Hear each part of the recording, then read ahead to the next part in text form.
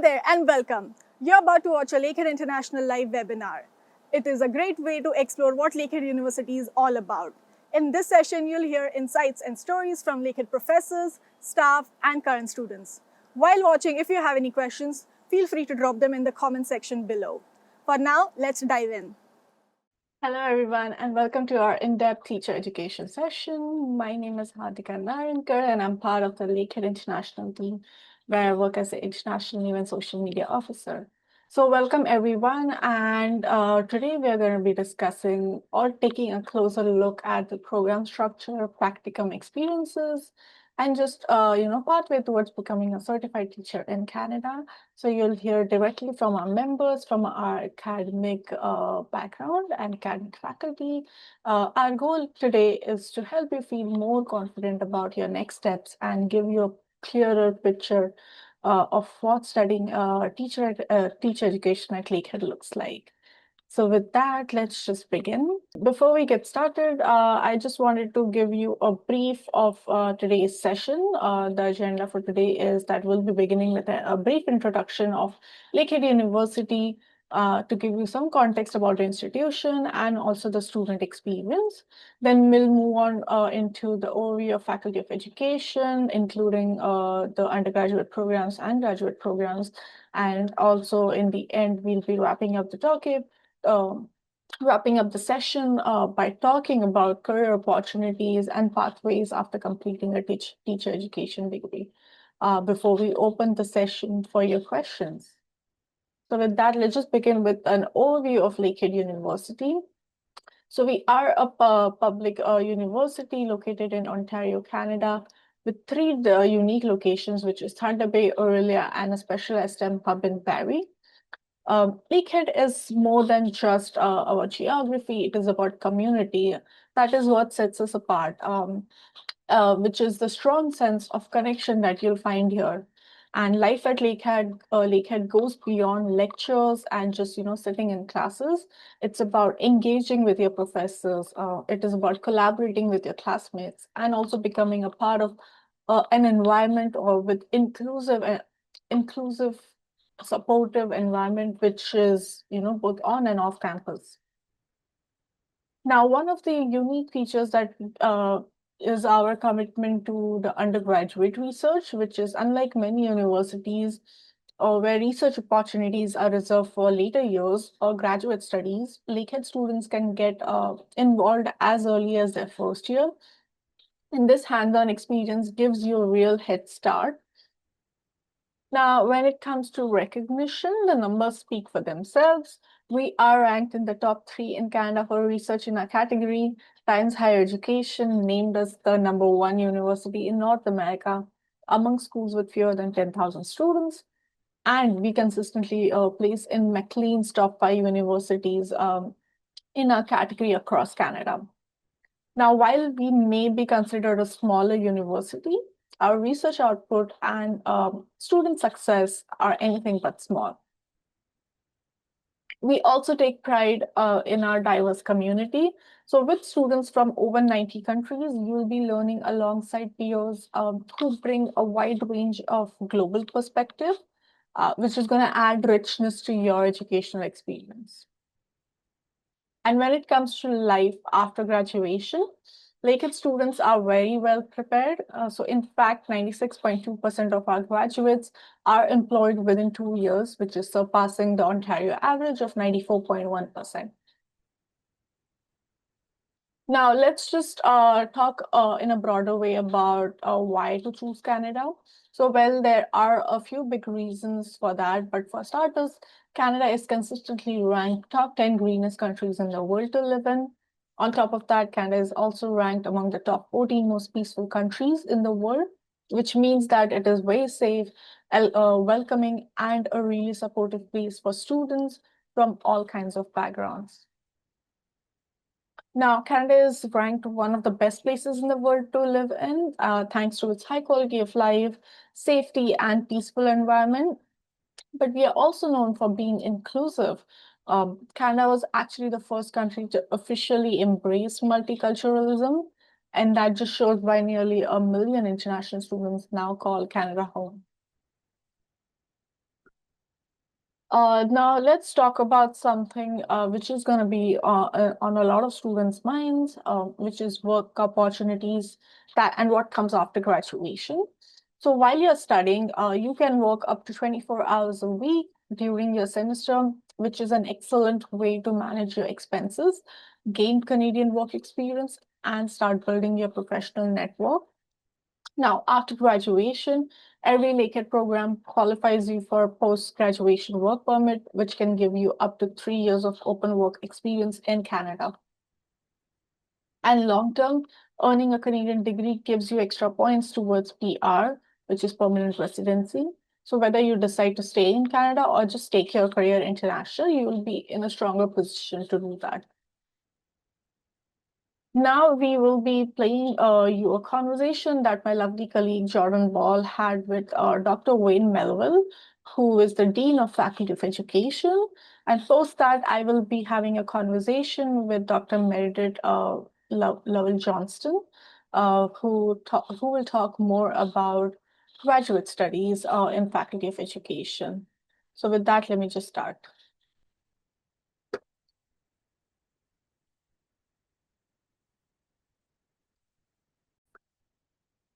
As we continue on our journey in exploring Lakehead, though, I would like to then introduce academics here, which of course is why you've most likely joined our webinar today to learn more about education.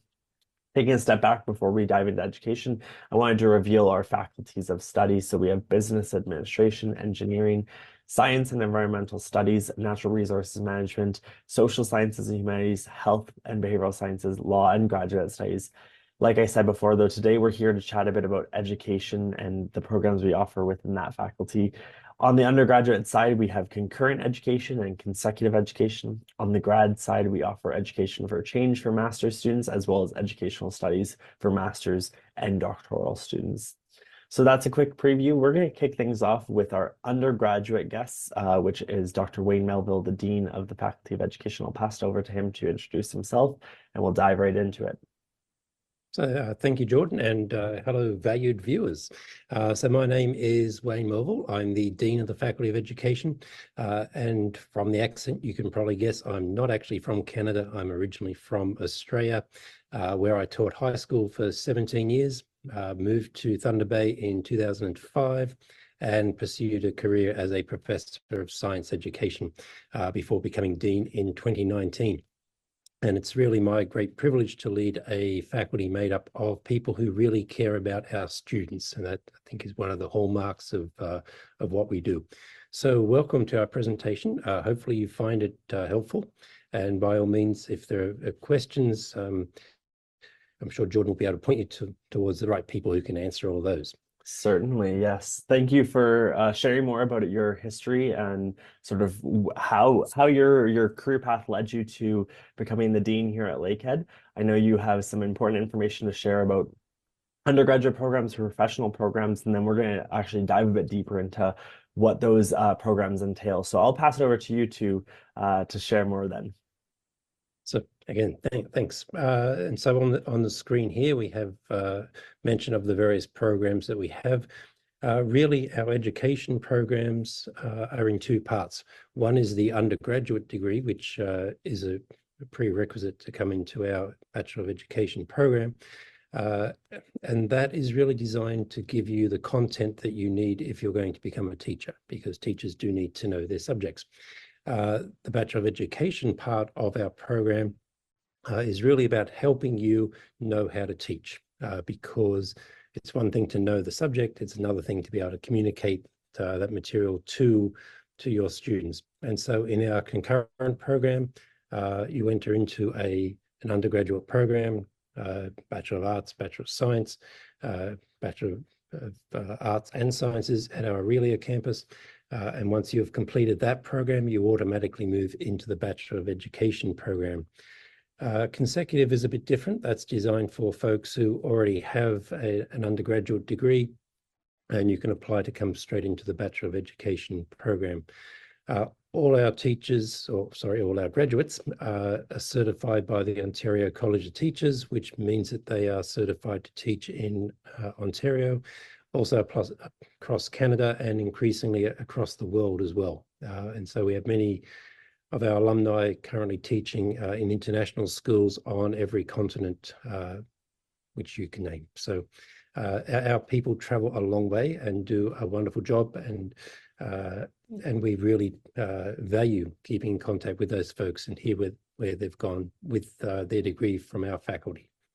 One final piece, if you have a background in trades, then we also have a technology education program as well, which has just started this year, and that allows people to be certified as technology teachers, again, in Ontario and across Canada. Moving right along, if we go into our two main divisions,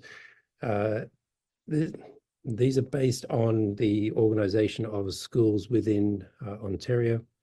And so we certify people first up as primary junior teachers. And so the idea is that graduates from this program are certified to teach in elementary schools up to grade 6, and with some further qualifications can actually teach grades 7 and 8 as well. But we'll talk about additional qualifications later. And so with this program, in the undergraduate degree, which you need to complete, there is no specified course you need to follow, but it is important that you have a range of subjects, because as an elementary teacher, of course, you teach a range of subjects. And so that's an important point to consider. In line with government policy within Ontario, we do have a competency assessment because mathematics is an important skill which elementary students need to have, and so we need to ensure that people who graduate from our program are willing and able to teach math appropriately for elementary kids, because it does set them up for life. The PPOD program, we'll come to that in the next slide, and the primary junior program is available both in Thunder Bay and Aurelia. It is exactly the same program, and our instructors do talk to each other, so whatever is being delivered in Thunder Bay is also being delivered in Aurelia as well.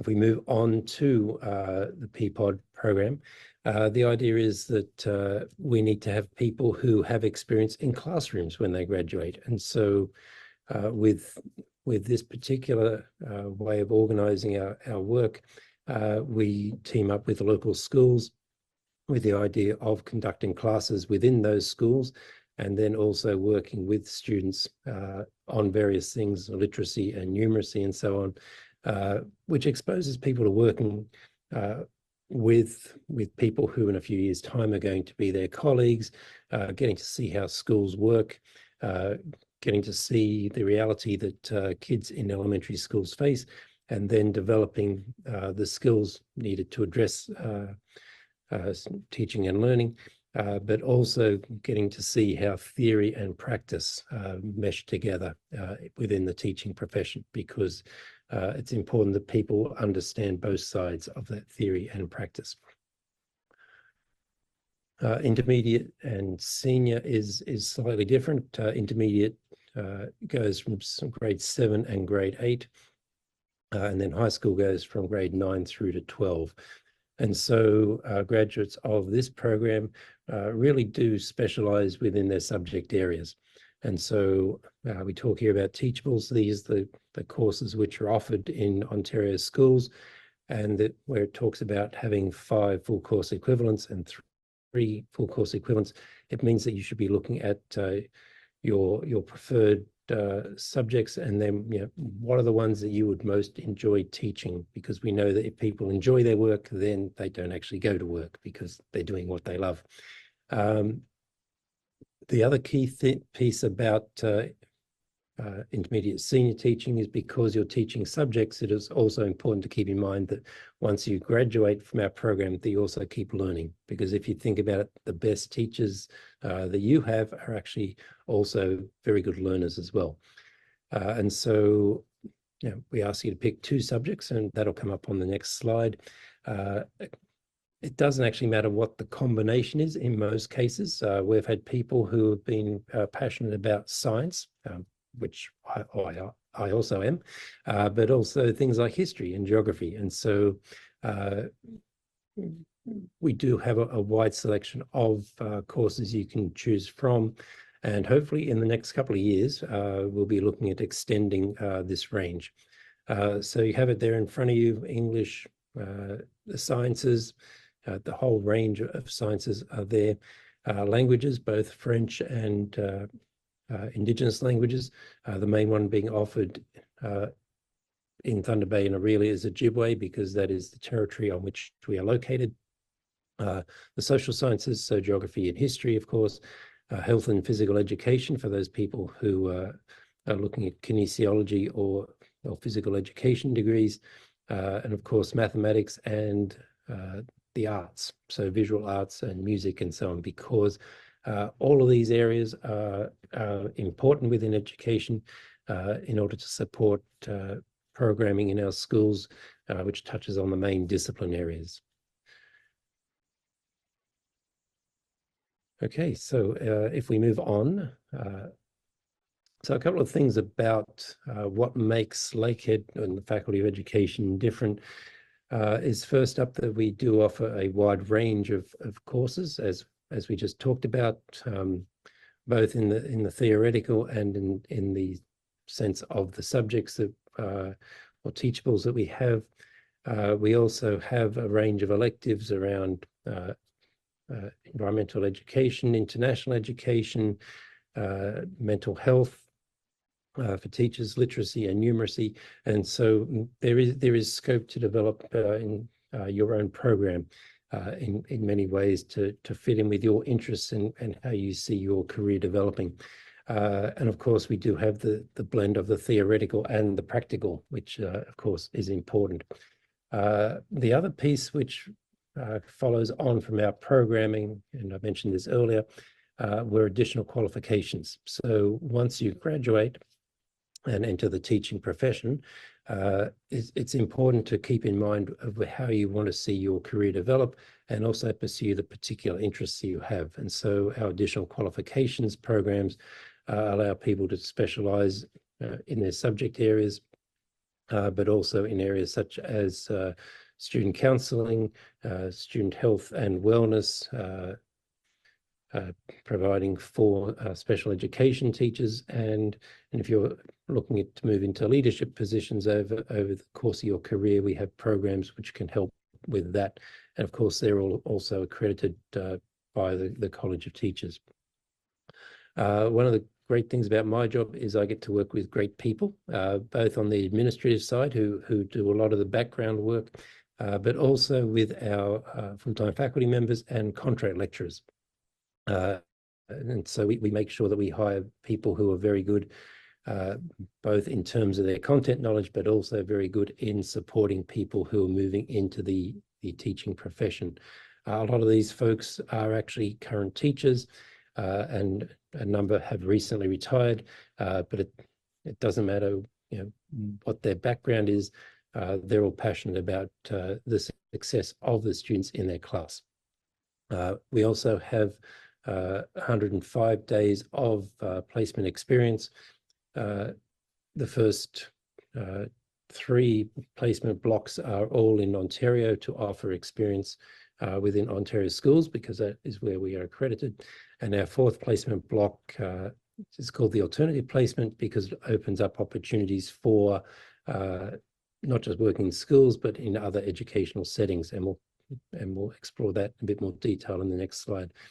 And finally, we are working on maintaining, as far as possible, small class sizes to make sure that you know your instructors and that they know you as a person, because education at its core is really based around developing relationships with people.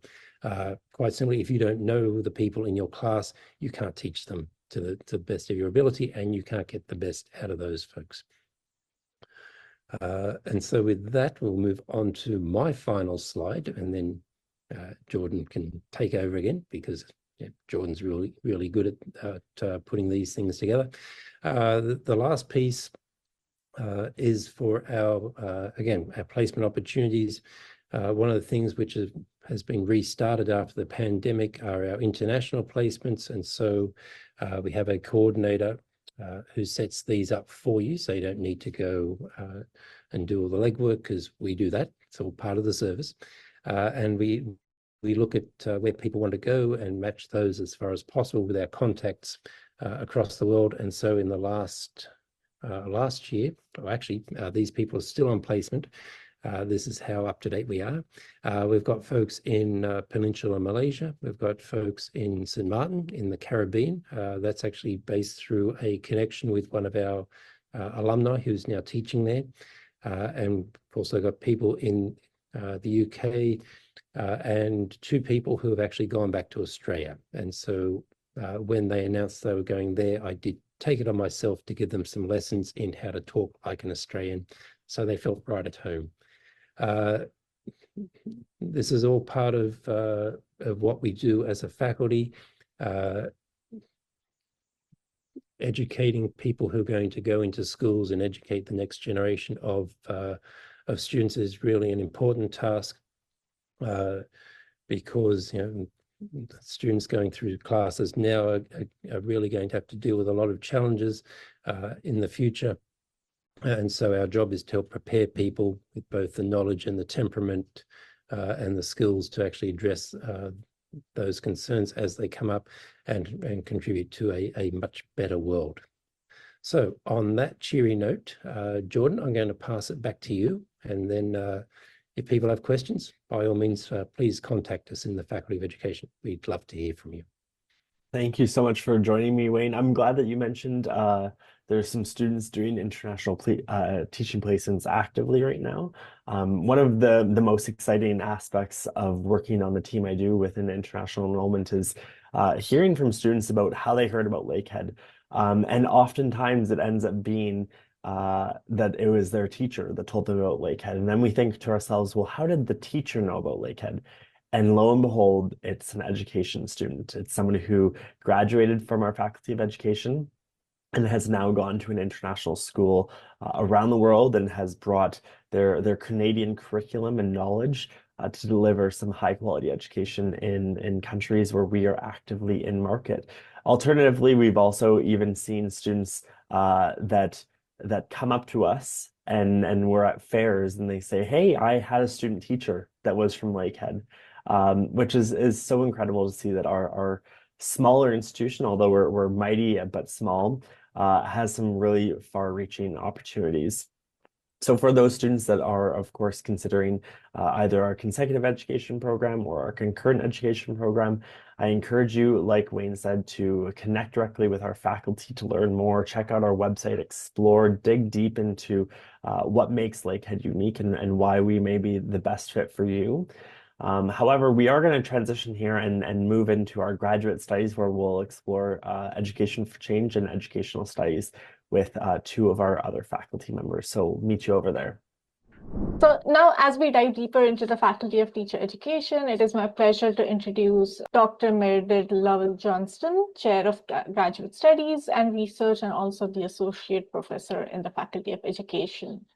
Dr. Lovell-Johnston brings extensive expertise in teaching and all the curricular development for graduate studies. So over to you, Dr. Lovell-Johnston, to take your introduction. Thank you. Hi, everyone. My name is Meredith Lovell-Johnston.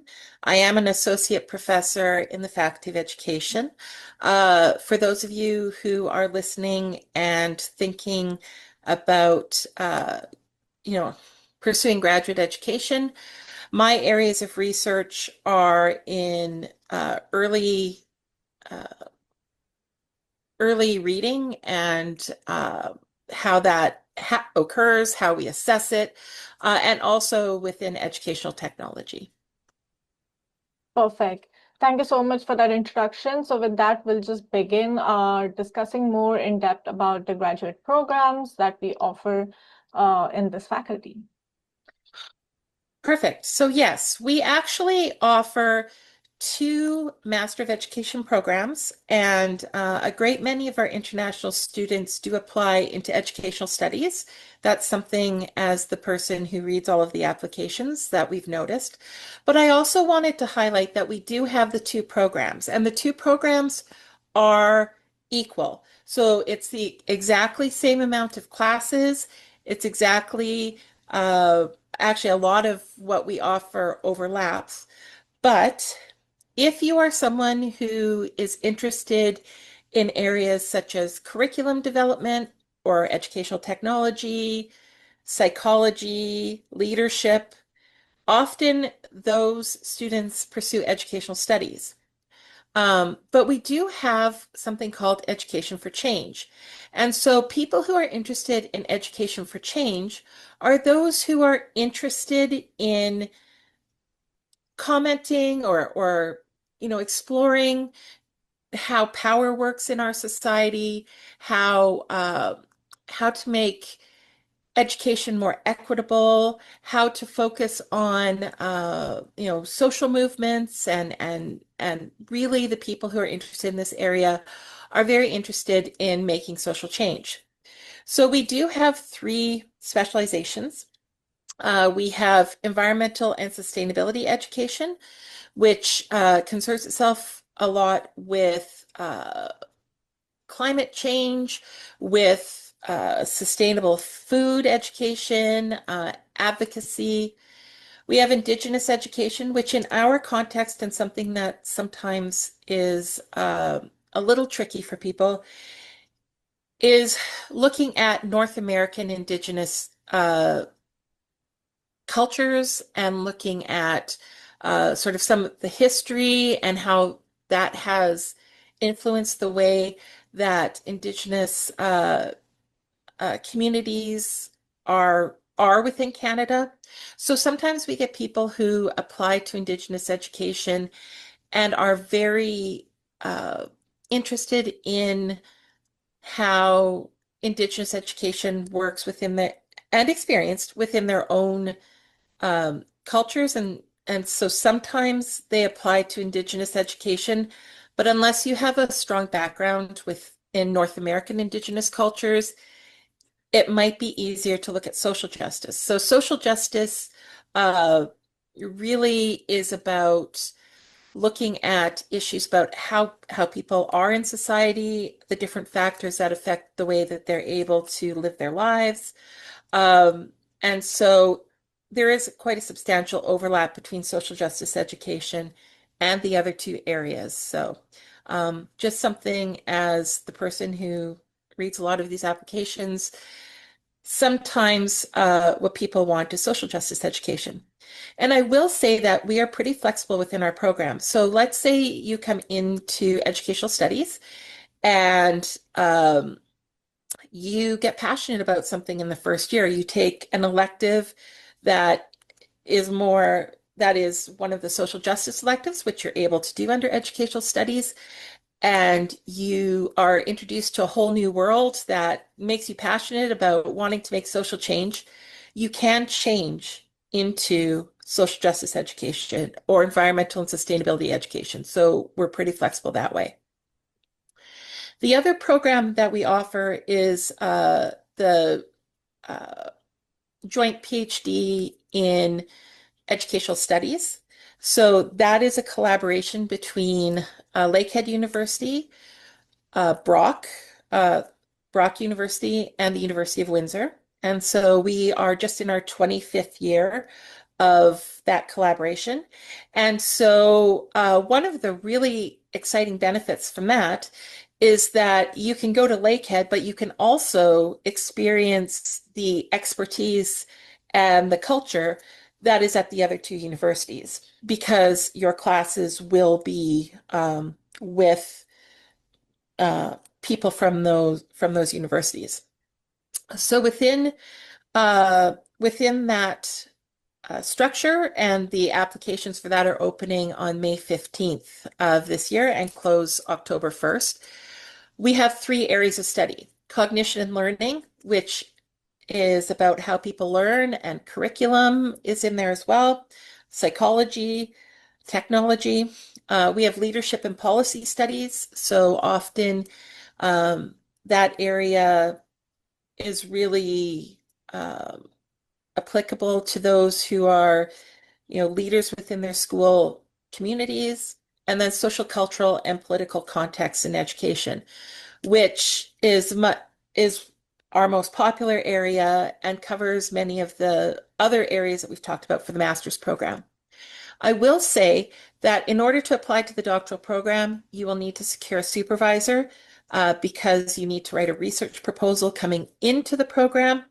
In the master's program, even though you might be asked to name a potential supervisor, if you're a course-based student or even a thesis-based student, you don't actually need to secure a supervisor for the master's. So that is a difference between applying to the doctoral program and to the master's program, but we do have both.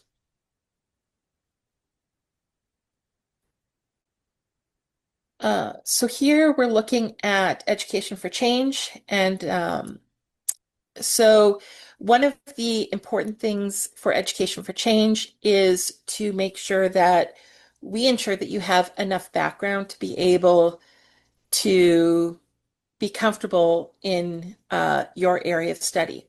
So in addition to the regular 1.0 FCE of research courses that we require for all of our routes, you will take an additional specialization course. So the specialization course will be named the same as your area of study. So it'll be Foundations of Social Justice or Foundations of Environmental and Sustainability Education. And the point of taking that class is to really help orient you to how that discipline works and who the main authors are and the way that we talk about these things in writing and in scholarship.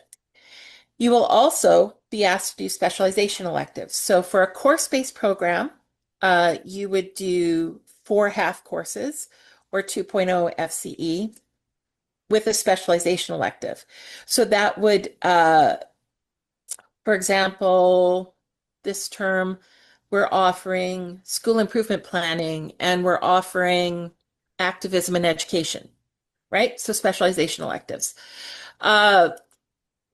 But you would also have the opportunity to take 3 courses that are outside your specialization area just to give you the opportunity to explore other topics that you might be interested in. We also have a portfolio route. Actually, no, I'll talk about thesis first. So a thesis requires you to work with a supervisor. So as I said, you don't have to have a supervisor secured coming into the program. That's often a conversation I have with students in the first year about helping them to find a good match. But they take fewer electives, and one of those electives might be a directed study with a supervisor, but it ends in the production of a thesis. And the thesis is related to your area of study. It's a unique contribution to research. So, you propose research, you may have to speak to the research ethics board, and then you do your research, and then you write about it, and that's a thesis. In the middle, we have the portfolio route. So the portfolio is for those who want to make more of a practical contribution. So a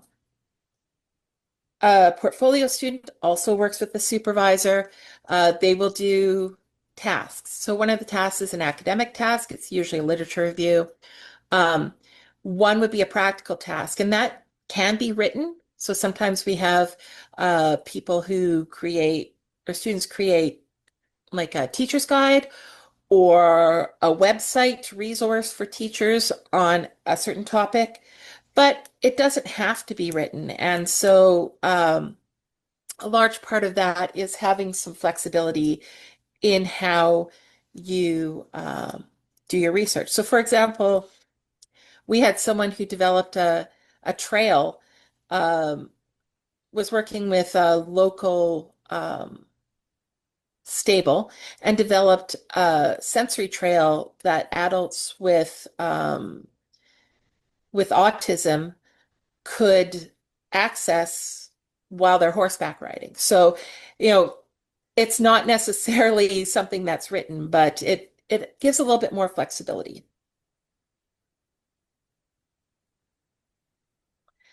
And within Education for Change, it's set up fairly much similar. So you would take either, you have two options for the first research class. That actually is the same with Education for Change and Educational Studies. And you have your choice of taking any one of the 5 research courses based on your interest. And except if you are at any point thinking about becoming a thesis student, you cannot take research in professional contexts. With that, we also, you will often find on your letter of offer that that you that first year students are encouraged and or required to take the Foundations of Graduate Studies in Education in their first available term. And that is actually a very excellent course that is designed to help students to understand the requirements for academic writing and presenting and all of those things within a Canadian graduate context, and to help give you confidence that the work that you're doing is, meets the requirements for the university, but also that it will give you skills that'll help whether you're doing coursework or whether you're doing a thesis.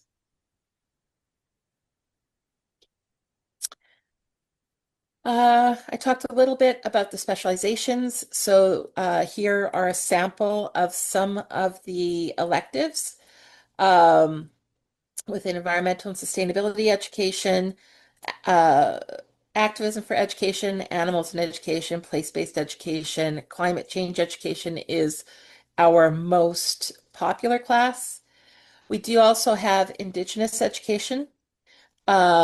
Things like pedagogy of race and identity, cultural studies, critical Indigenous pedagogies, and then some that are more, as I said earlier, related to North American Indigenous culture, like Indigenous research approaches, and Indigenous cultural production.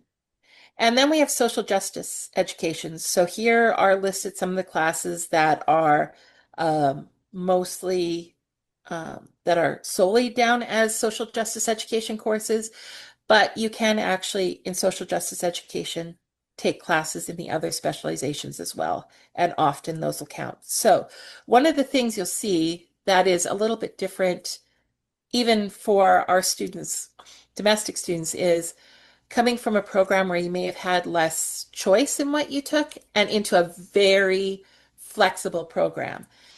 So it's important to us that your graduate experience really reflects your interests, but also your goals. And so that's why we offer a large selection of courses, and we do have mechanisms to help, talk through some of these decisions if you are stuck and really are looking for advice.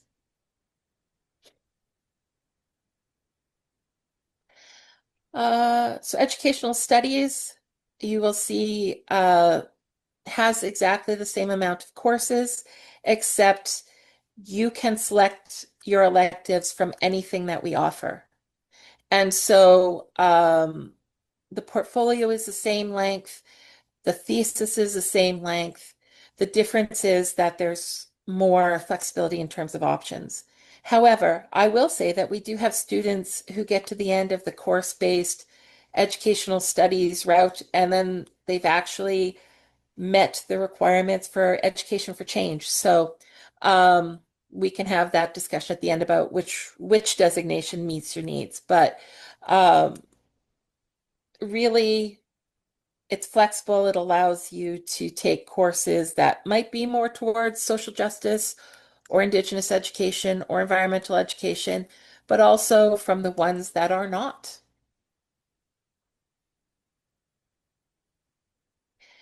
And then again, the same compulsory courses, your choice of the two Introduction to Research courses, your choice of one of the five second research courses, and they don't need to be done in order. So if you are coming in fall, you will actually find that 5011 and 5010 are offered in that term, along with the foundations of social justice and all of those.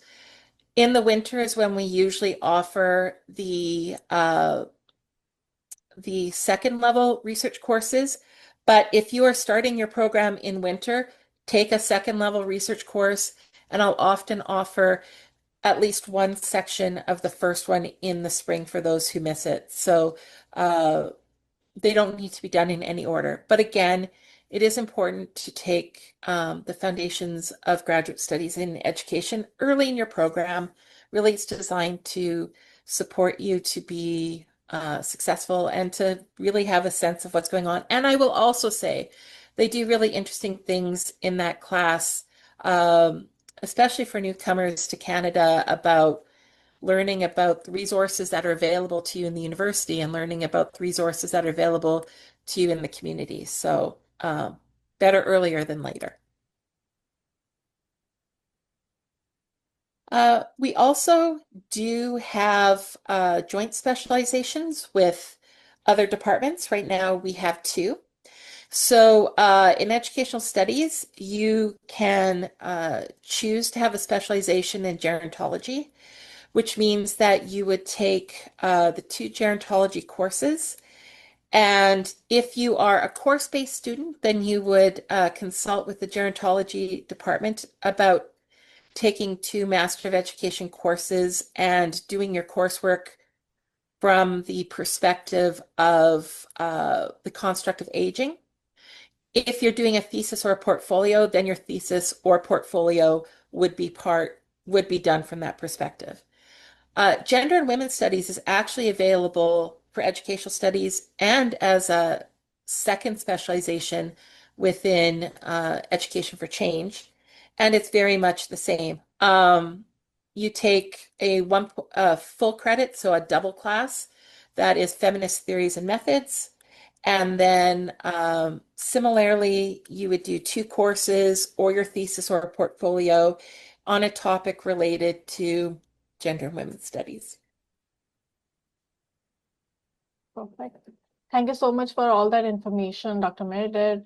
Now we come to the point where I would like to ask you more about the ongoing active graduate research that is happening in Lakehead, and if you have anything to share with the audience for that. Great. One of the best parts of my job is I get to talk to students about research. So part of my duties as the graduate research and actually the chair of graduate studies and research is to help students who want to do research and offer pathways and talk to them about their ideas. So what I will say is that if you are coming into the program, whether it's as a course-based student or as a student who has an idea for a thesis in mind, both students can end up doing theses. So if you are, as I said, inspired in the first year about something, a problem that you've studied in one of your classes, or by the research of one of your instructors that really resonates with you and you want to do a thesis or a portfolio, that is possible. Just talk to me sooner rather than later. Okay, so in terms of graduate research, we have a couple of different ways of pursuing research. Usually it is our thesis students, although I will say at any given time we have about 20 students, 30 students in there that are doing a thesis, and about 10 to 15 who are doing a portfolio. And that really reflects that doing research as a graduate student takes a lot of time. So unlike taking classes which have sort of a fixed beginning and end, if you're going to be a graduate researcher, You need to be really well motivated and really good at managing your time. So what will happen is you will approach a potential supervisor with your research idea. And it's best that researcher or that potential supervisor is in an area that is related to you.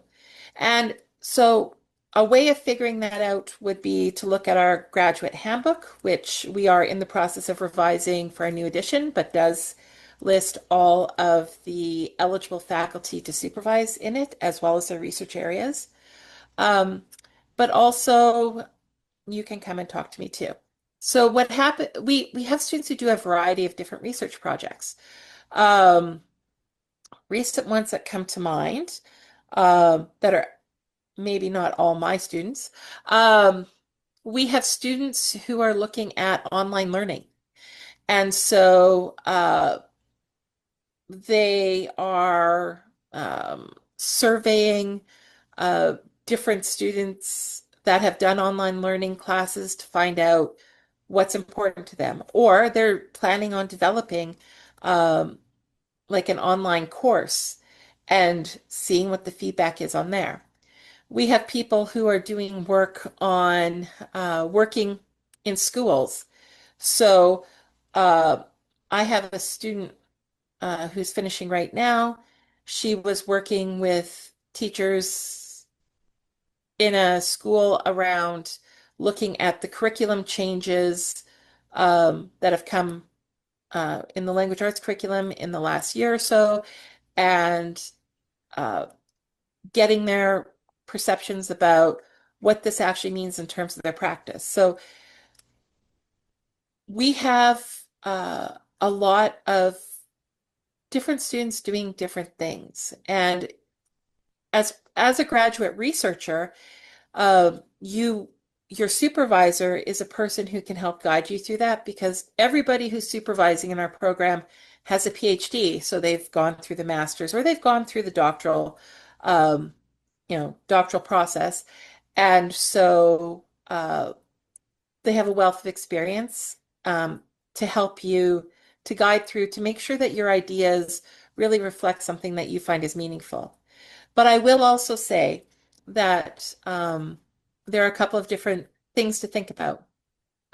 If you are thinking about joining as a master's student who eventually wants to do a PhD, it is much easier to get into a PhD program if you have a master's thesis, not course-based, because that gives you a lot of practical experience and not just conceptual understanding about how research works. And we expect our doctoral students to be researchers, junior researchers, and we work with them on that, but they need to be able to do some of those sort of skills as we go.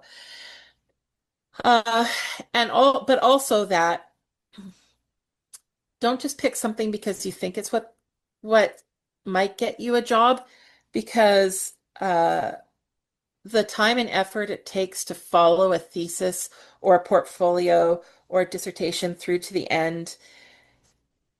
There will be days when you hate your topic, and uh, and that's fine, but it needs to be something that you're passionate about, because it's very easy to become overwhelmed. And like I said, as the chair, I see my goal is to help students get through our program successfully as much as we can and meet their goals. So what we don't want is for you to be stuck in a situation that you didn't expect. Is that what you wanted me to talk about? Yes, that Okay. actually summed it up. You gave some really good advice and tips for international students to think about, because this is such a broad topic, and as well, these are some programs that are gonna really help and make career of our international students. So it is really good to know all the in-depth information that is out there. So yeah, with that, I would like to wrap up today's session. So thank you so much, Dr. Lovell Johnston, for that You're welcome. insightful overview. And we'll move on to our next segment. Okay, thank Thank you. you so much.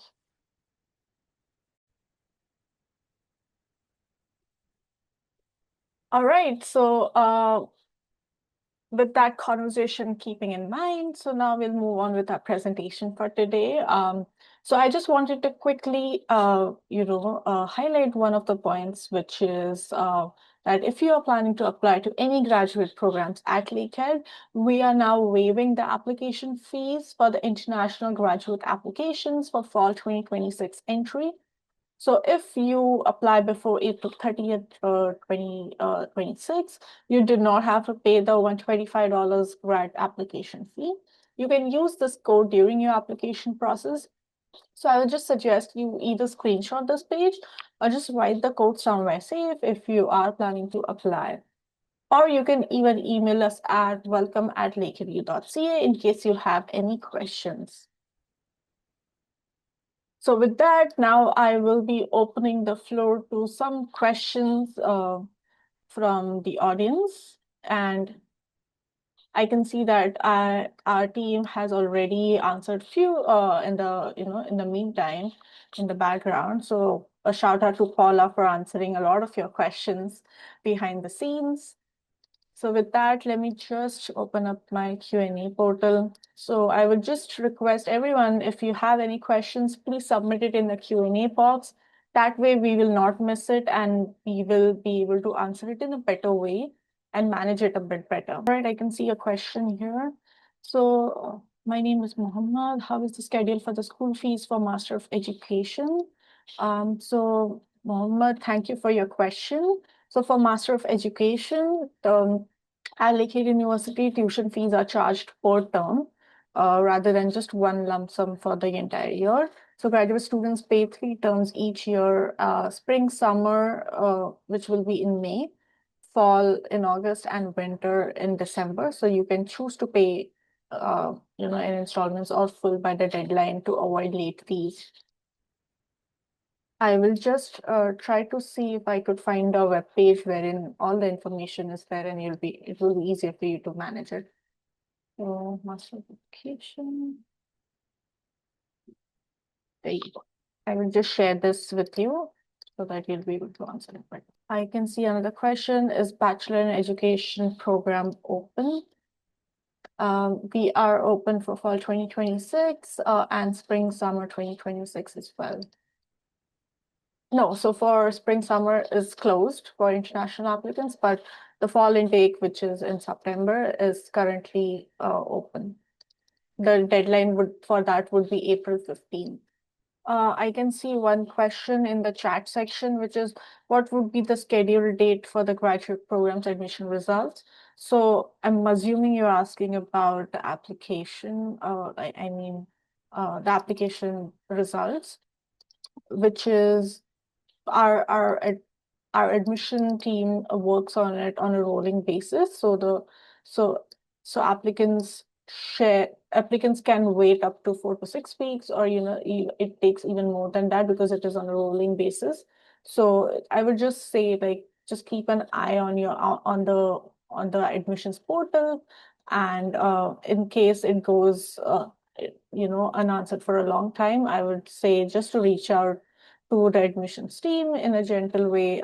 Just ask them about your status and they'll be able to help you. I can see a question. Are there any specific things you're looking out in our statement of intent? So Rachel, I do not, as of now, on the top of my mind, have any clear answer for you, but usually what we do look for is to check if you have any clear academic and professional goals. Any kind of relevant experience would be great to add.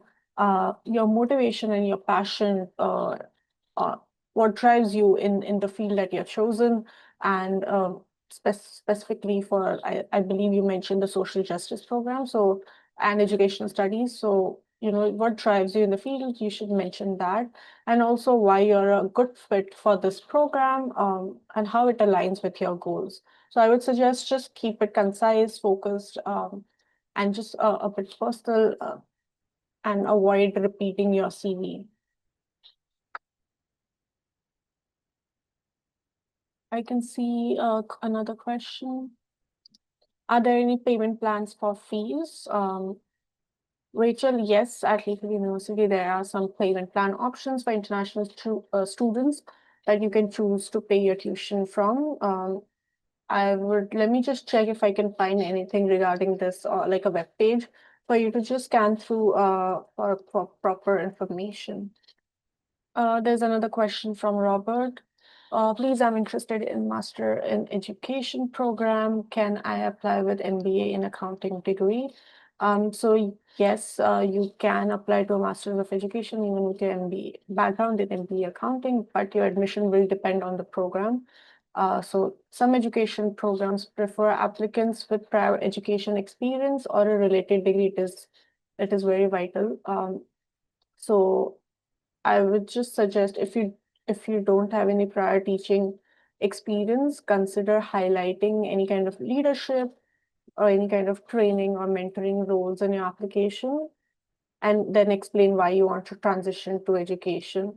That will help you strengthen your candidacy. But yeah, it totally depends on the admissions team as well. All right, I can see that there are no more open questions, so I think I should just move ahead with my presentation. So if you have any questions or just want to connect with us further, feel free to reach out to us on social media. We are there on Instagram, Facebook, and YouTube under Lakehead International. Also, if you are curious about student life, or any kind of upcoming events or scholarships that you want to hear about, that's, social media is a really great place to just, to get to know us a bit more. And those platforms are the best way to stay in the loop about all the information that we have to offer. If you want to just explore more upcoming events just like today's, I will just share a link in the chat for you to just just scroll through and see what kind of upcoming events are there, and maybe you can register for some of those. And there is another link on the screen slide that I have shared, which is for our campus tours. If you just want to take a look at what our campus looks like, we have virtual tour campus available, options available too for you. So with that, I will bid you goodbye for today's session. We really hope to see you at one of our next live webinars, and even more, we'd love to welcome you on campus someday as a Lakehead student. Thanks for watching. If you have any questions, feel free to drop them in the comment section below. You can connect with us on social media. You can find us at Lakehead International on Facebook, Instagram, and YouTube. We hope to see you in our next live webinar. Bye for now.